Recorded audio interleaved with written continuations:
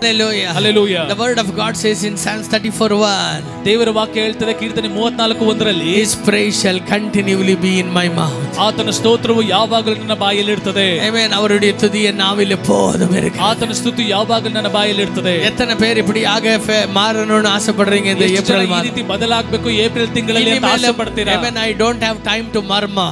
ನನಗೆ ಗುಣಗುಟ್ಲಿಕ್ಕೆ ಸಮಯವಿಲ್ಲ. I don't have time to gossip. ನನಗೆ ಮತ್ತೊಬ್ಬರ ಬಗ್ಗೆ ಮಾತಾಡಲಿಕ್ಕೆ ಸಮಯ ಇಲ್ಲ. Amen. I am going to praise the Lord at all times. ಎಲ್ಲಾ ಸಮಯದಲ್ಲೂ ದೇವರಿಗೆ ಸ್ತೋತ್ರ ಮಾಡ್ತೇನೆ. ಉಯರ್ವೋ ತಾಳ್ವೋ, ಉನ್ನತವೋ ಇಲ್ಲ ಕೆಳಮಟ್ಟವೋ, Amen. ಅದು ಪಸಿಯೋ ಪಟ್ಟಣಿಯೋ, ಅದು ಹಸಿವೋ ಇಲ್ಲ ಊಟ ಇಲ್ಲದೆ ಇರುವುದು, ನಾನು எப்போதும் கர்த்தரை ஸ்தோத்தரிக்க போகிறேன். ನಾನು ಯಾವಾಗಲೂ ದೇವರಿಗೆ ವಂದನೆಯನ್ನು ಸಲ್ಲಿಸುತ್ತೇನೆ. Because His grace is sufficient for me. ಯಾಕಂದ್ರೆ ಆತನ ಕೃಪೆ ಮಾತ್ರವೇ ನನಗೆ ಸಾಕು. How many of you say amen? ಎಷ್ಟು ಜನ ಆಮೆನ್ ಹೇಳ್ತೀರಾ? ಸಭೆಯಲ್ಲಿ இருக்கிற எல்லாரும் தீர்மானம் பண்ணலாம். ಸಭೆಯಲ್ಲಿ ಇರುವಂತ ಎಲ್ಲರೂ ಕೂಡ ತೀರ್ಮಾನ ಮಾಡಿ, ಯಾರ ಬಗ್ಗೆ பேச போறதில்ல, நான் தேவனை துதிக்க போகிறேன். ನಾನು ಯಾರ ಬಗ್ಗೆನೂ ಮಾತನಾಡಲ್ಲ, ನಾನು ದೇವರನ್ನು ಸ್ತುತಿಸಲಿಕ್ಕೆ ಹೋಗ್ತೇನೆ. My tongue shall praise Him. ನನ್ನ ಬಾಯಿ ಆತನನ್ನು ಸ್ತೋತ್ರ ಮಾಡುತ್ತದೆ. My tongue is an instrument of God, not the instrument of devil. ನನ್ನ ಬಾಯಿ ಅದು ದೇವರು ಉಪಯೋಗಿಸುವ ಒಂದು ಆಯುಧ, ಅದು ಸೈತಾನನ ಆಯುಧವಲ್ಲ. எத்தனை பேர் ஆமென் சொல்றீங்க? ಎಷ್ಟು ಜನ ಆಮೆನ್ ಹೇಳ್ತೀರಾ? வாயில யாரு சொன்னாலும் சொல்லாமல் போனாலும் அவரை நான் போற்றிக் கொண்டே இருப்பேன், உயர்த்திக் கொண்டே இருப்பேன். ನನ್ನ ಬಾಯಿ ಮುಖಾಂತರ ನಾನು ದೇವರನ್ನ ಸ್ತೋತ್ರ ಮಾಡ್ತೇನೆ. ಯಾರು ಏನೇ ಹೇಳಿದ್ರು ಸರಿ, ಹೇಳಿಲ್ಲ ಅಂದ್ರೂ ಸರಿ. Amen. That's why Psalmist says in 23rd Psalms, my cup runneth over. ಅದಕ್ಕಾಗಿ ಕೀರ್ತನೆ 23ರಲ್ಲಿ ಕೀರ್ತನೆಗಾರನು ಹೇಳ್ತಾನೆ, ನನ್ನ ಪಾತ್ರೆ ತುಂಬಿ ಹೊರಸೂಸುತ್ತದೆ. ನನ್ನ ಪಾತ್ರೆ ತುಂಬಿ ಹೊರಸೂಸುತ್ತದೆ. ಹೇಳ್ರಿ ಎಲ್ಲರೂ ಹೇಳಿ, ನನ್ನ ಪಾತ್ರೆ ತುಂಬಿ ಹೊರಸೂಸುತ್ತದೆ. Why your cup runs over? ಯಾಕೆ ನಿಮ್ಮ ಪಾತ್ರೆ ತುಂಬಿ ಹೊರಸೂಸುತ್ತದೆ? Because He has done so many good to me. ಯಾಕಂದ್ರೆ ದೇವರು ನಮಗೆ ಅಷ್ಟು ಒಳ್ಳೆಯ ಕಾರ್ಯಗಳನ್ನು ಮಾಡಿದ್ದಾರೆ. So many miracles to me. ಎಷ್ಟೋ ಒಳ್ಳೆಯ ಅದ್ಭುತಗಳನ್ನು ನಮಗೆ ಮಾಡಿದ್ದಾರೆ. What does the psalmist David says? ಕೀರ್ತನೆಗಾರನಾದ ದಾವೀದನು ಏನು ಹೇಳ್ತಾನೆ? Oh, bless the Lord, oh my soul. ನನ್ನ ಮನವೇ ಯೆಹೋವನನ್ನು ಕೊಂಡಾಡು. Bless the Lord, all that is in me.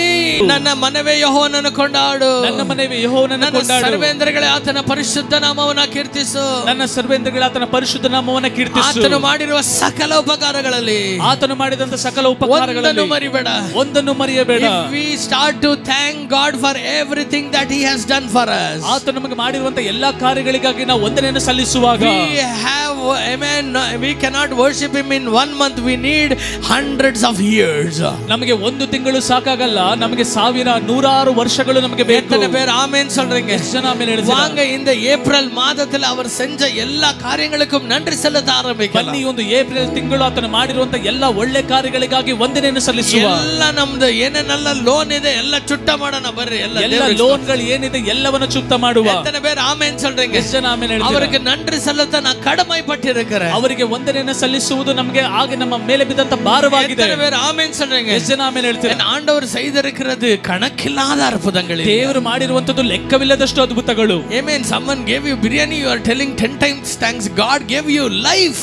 ನಿಮ್ಗೆ ಯಾರಾದ್ರೂ ಒಬ್ಬರು ಬಿರಿಯಾನಿ ಕೊಟ್ರೆ 10 ಬಾರಿ ವಂದನೆ ಹೇಳ್ತೀರಾ, ಆದ್ರೆ ದೇವರು ನಿಮ್ಗೆ ಜೀವವನ್ನು ಕೊಟ್ಟಿದ್ದಾರೆ. He gave His blood. ಅವರು ತನ್ನ ರಕ್ತವನ್ನು ಸುರಿಸಿದ್ದಾರೆ. God gave His only son. ತನ್ನ ಒಬ್ಬನೇ ಮಗನನ್ನು ದೇವರು ನಿಮಗೆ ಕೊಟ್ಟಿದ್ದಾರೆ. எவ்வளவு துதிக்கணுங்க, ಅವರನ್ನ ಎಷ್ಟು ನಾವು ಸ್ತುತಿಸಬೇಕು. ஒவ்வொரு நாளும் காலையில எழுந்திடும்போது, ಪ್ರತಿದಿನ ಬೆಳಿಗ್ಗೆ ಎದ್ದೇಳುವಾಗ, நீங்க உயிரோடு இருக்கிறீங்கன்னா அந்த சிலுவையில் அவர் காட்டின கிருபை தானே. ನೀವು ಜೀವಂತವಾಗಿ ಇರುವಂತದ್ದು ಶಿಲುಬೆಯಲ್ಲಿ ಆತನು ತೋರಿಸಿದ ತನ್ನ ಕೃಪೆ. 1:17 says, ಯೋಹಾನ 1:17 ಹೇಳ್ತದೆ, ಮೋಶೆ ಮೂಲಕವಾಗಿ ನ್ಯಾಯಪ್ರಮಾಣ ಬಂದದ್ದು. ಮೋಶೆ ಮೂಲಕವಾಗಿ ನ್ಯಾಯಪ್ರಮಾಣ ದೊರಕಿತು. But grace came through Jesus Christ. ಆದರೆ ಯೇಸು ಕ್ರಿಸ್ತನ ಮುಖಾಂತರವಾಗಿ ಕೃಪೆಯು ದೊರಕಿತು. Amen. Because of His grace, ಆತನ ಕೃಪೆಯಿಂದಲೇ I am still alive. ನಾನು ಇನ್ನೂ ಕೂಡ ಜೀವಂತವಾಗಿದ್ದೇನೆ. ನಾನು ಇನ್ನೂ ಜೀವಂತವಾಗಿದ್ದೇನೆ. ಎಷ್ಟು ಜನ ಆಮೆನ್ ಹೇಳ್ತೀರಾ? David was close to God's heart because he always remembered the grace of God and he thanked Him. ದಾವೀದನು ದೇವರದಕ್ಕೆ ತುಂಬಾ ಹತ್ತಿರವಾಗಿದ್ದನು. ಕಾರಣ ಏನಂದ್ರೆ ಆ ದೇವರು ಮಾಡಿರುವಂತ ಎಲ್ಲಾ ಕಾರ್ಯಗಳಿಗಾಗಿ ಆತನು ಯಾವಾಗಲೂ ವಂದನೆಯನ್ನು ಹೇಳ್ತಿದ್ದ. See, in the Old Testament, ಹಳೆ ಒಡಂಬಡಿಕೆ ನೋಡಿ, so many people died when they sinned against God. ದೇವರ ವಿರುದ್ಧವಾಗಿ ಪಾಪ ಮಾಡಿದಾಗ ಅನೇಕ ಜನರು ಸತ್ತು ಹೋದ್ರು. Amen. Because, ಯಾಕಂದ್ರೆ God punished everyone. ದೇವರು ಅವರನ್ನ ದಂಡಿಸಿದ್ರು. But in New Testament, ಆದ್ರೆ ಹೊಸ ಒಡಂಬಡಿಕೆಯಲ್ಲಿ so many times we fall short of grace. We are doing so many things against God, but still God is so gracious to forgive us. ದೇವರ ಕೃಪೆಗೆ ವಿರೋಧವಾಗಿ ಅನೇಕ ತಪ್ಪುಗಳನ್ನ ಪಾಪಗಳನ್ನ ಮಾಡಿದ್ರು ಕೂಡ ದೇವರು ನಮ್ಮನ್ನ ಕ್ಷಮಿಸ್ತಾ ಬಂದಿದ್ದಾರೆ. Amen. Why? ಯಾಕೆ? Because God punished not us, He punished His only begotten Son. ಅವರು ನಮ್ಮನ್ನ ಅವರು ದಂಡಿಸೋದಿಲ್ಲ, ಯಾಕಂದ್ರೆ ಈಗಾಗಲೇ ತನ್ನ ಮಗನನ್ನ ಅವರು ದಂಡಿಸಿದ್ದಾರೆ. Amen. Hallelujah. Hallelujah. அவருடைய மகனை அவர் தண்டித்தார். ಅವ್ರ ಮಗನನ್ನೇ ಅವರು அவர் ದಂಡಿಸಿದ್ರು. மகனை அவர் வந்து பலியாய் ஒப்புக்கொடுத்தார். ಅವ್ರ ಮಗನನ್ನೇ ಬಲಿಯಾಗಿ ಒಪ್ಪಿಸಿಕೊಟ್ರು. Amen. Hallelujah. Hallelujah. அந்த கிருபையினாலே அவர் எங்களை மூடி இருக்கிறார். ಅವರು ತನ್ನ ಕೃಪೆಯಿಂದ ನಮ್ಮನ್ನ ಆವರಿಸಿದ್ದಾರೆ. எல்லாரும் ஒரு தீர்மானம் பண்ணுவோமா? ಎಲ್ಲರೂ ಒಂದು ತೀರ್ಮಾನ ಮಾಡೋಣ. ஆவியானவரே, ಹೇಳಿ ಪರಿಶುದ್ಧಾತ್ಮನೇ, நான் எவ்வளவோ நேரத்தில் தீர்மானம் பண்றேன், நான் ಎಷ್ಟೋ ಬಾರಿ ತೀರ್ಮಾನ ಮಾಡಿದ್ದೇನೆ, ஆனால் என்னால நிற்க முடியாமல் விழுந்து போகிறேன், ಆದ್ರೆ ನನ್ನಿಂದ ನಿಲ್ಲಕ್ಕಾಗದೆ ಬಿದ್ದೋಗಿದ್ದೆ. நான் இன்றைக்கு ಆದ್ರೆ ಈ ದಿನ நான் ஒரு தீர்மானம் பண்ணுகிறேன். நான் ಒಂದು ತೀರ್ಮಾನ ಮಾಡ್ತೇನೆ. எனக்கு உதவி செய்யுங்க ஆவியானவரே. ನನಗೆ ಸಹಾಯ ಮಾಡಿ என் ಪರಿಶುದ್ಧಾತ್ಮನೇ. வாயில எப்போதும் தேவனை நான் துதிக்கணும். ನನ್ನ ಬಾಯಲ್ಲಿ ಯಾವಾಗಲೂ ದೇವರನ್ನ ಸ್ತೋತ್ರ ಮಾಡಬೇಕು. எப்போதும் நான் தேவனை துதிக்கணும். ಯಾವಾಗಲೂ ದೇವರನ್ನ ಸ್ತುತಿಸಬೇಕು. Hallelujah. Hallelujah. God separated me to worship him. ದೇವರು ಆತನನ್ನು ಆರಾಧನೆ ಮಾಡಲಿಕ್ಕೆ ನನ್ನನ್ನು God ಬೇರ್ಪಡಿಸಿದ್ದಾರೆ. has chosen me to worship him. ಎಲ್ಲರೂ ಹೇಳಿ, ದೇವರನ್ನು ನನ್ನನ್ನು ಆರಿಸಿಕೊಂಡಿದ್ದೆ ಆತನನ್ನು ಆರಾಧನೆ ಮಾಡಲಿಕ್ಕೆ. According to John chapter 4, ಯೋಹಾನ 4ನೇ ಅಧ್ಯಾಯ ಪ್ರಕಾರ கர்த்தருடைய கண்கள் தேடுகிறது ஆவியிலே உண்மையிலே ஆராதிக்கிறவர்களுக்கு. ದೇವರ ಕಣ್ಣುಗಳು ಅದು ಆತ್ಮದಲ್ಲಿ ಸತ್ಯದಲ್ಲಿ ಆರಾಧನೆ ಮಾಡುವವರನ್ನು ಹುಡುಕುತ್ತದೆ. Amen. Hallelujah. Hallelujah. In the April ಮಾದ, ಈ ಒಂದು ಏಪ್ರಿಲ್ ತಿಂಗಳು, I will be found by that eyes.